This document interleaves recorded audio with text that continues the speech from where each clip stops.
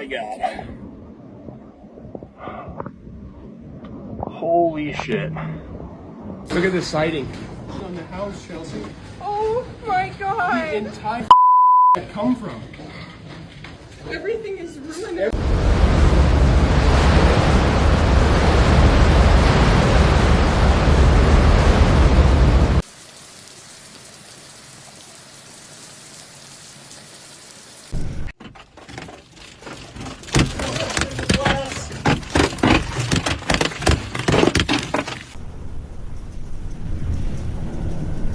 On Thursday night, the heartland of America was under siege.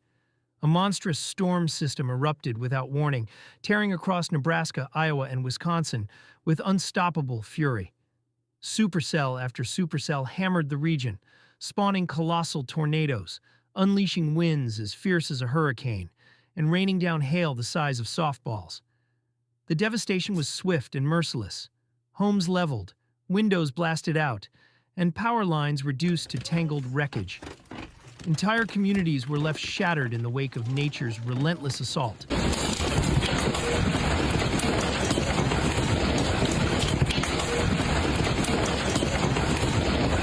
Fremont, Nebraska, one of the worst-hit regions.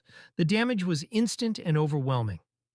Wind-driven hail smashed every window on the wind-facing side of a hotel, forcing terrified guests to take shelter as chunks of ice and glass blasted into their rooms. "There's hail in my bedroom," one person said, capturing terrifying footage of baseball-sized hail crashing onto the floor. Outside, cars were mangled beyond recognition, roofs dented, windows obliterated, debris scattered like confetti in every direction.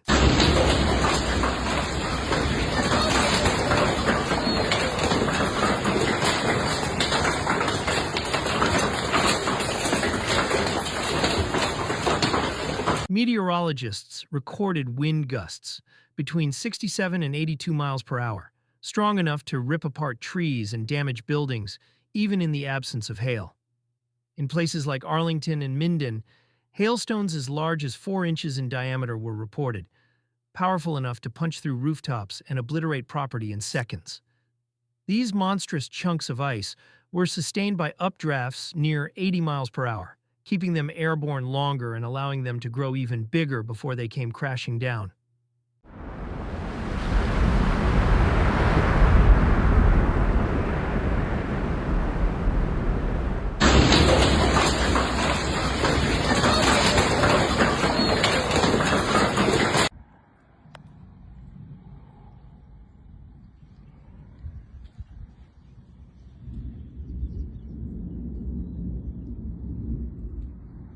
Farther east, the tornado threat exploded.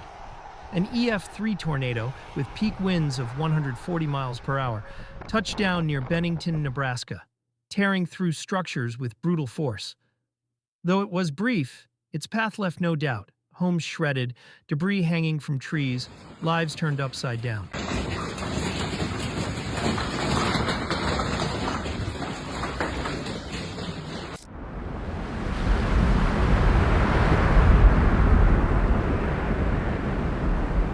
One survivor recalled sprinting to his basement with just seconds to spare. When he climbed back up, his roof was gone. That very night, the National Weather Service confirmed at least 6 tornadoes across eastern Nebraska and western Iowa.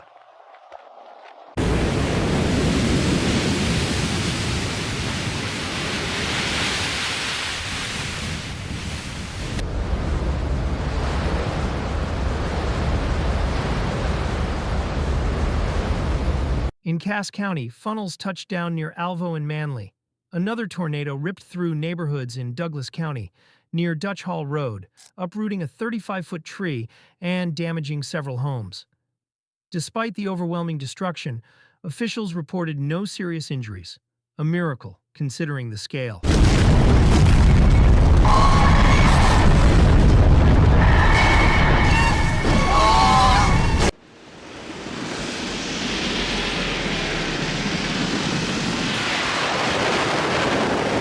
In southwest Iowa, storm chasers tracked a long-track tornado near Essex. This twister stayed on the ground for nearly 50 minutes, carving a path from Tabor to the outskirts of Essex. Early assessments suggest it avoided heavily populated areas but inflicted major damage to rural buildings and farmland.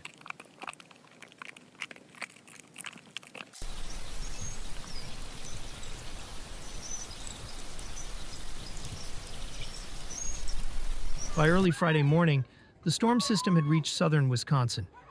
Residents in towns like Edgerton were jolted awake by emergency alerts as a high-speed storm barreled in at 65 miles per hour. Look at the siding on the house, Chelsea. Oh, Jill, everything. I know. That's Tennis ball-sized hail pummeled neighborhoods, covering streets, rooftops, and cars in a thick layer of ice. Meteorologist Owen Zarley described the aftermath as widespread and devastating. Cars wrecked, homes battered, power lines snapped throughout Rock County. As the storms moved eastward, cold air surged in behind the front. Temperatures in Nebraska plummeted into the 40s and 50s, and in parts of the Panhandle, snow began to fall. That's new.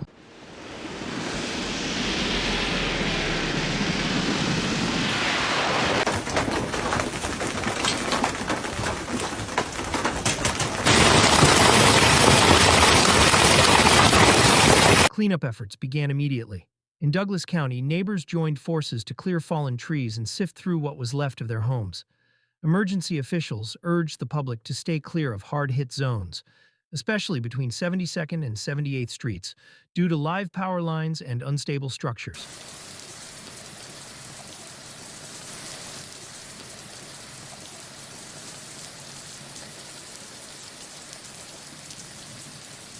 The National Weather Service dispatched survey teams to assess the full scope of the damage and map tornado tracks. More reports poured in throughout Friday. A confirmed tornado in Pottawatomie County, Iowa, where hailstones measured between 2.5 and 4 inches, smashing rooftops and shattering car windows. In Bennington, the same system dropped softball-sized hail just northeast of Council Bluffs, adding insult to injury in a region already ravaged. And this isn't over. With millions still under threat heading into Easter weekend, forecasters warn that the same unstable conditions could trigger more severe storms in the coming days. The deadly cocktail of warm, moist air and strong upper-level winds remains, a perfect setup for more tornadoes, damaging gusts, and destructive hail across the Midwest. This event is a stark reminder of how violently spring can turn in the central U.S., where tornadoes, wind, and ice can strike without warning and leave scars that last for years.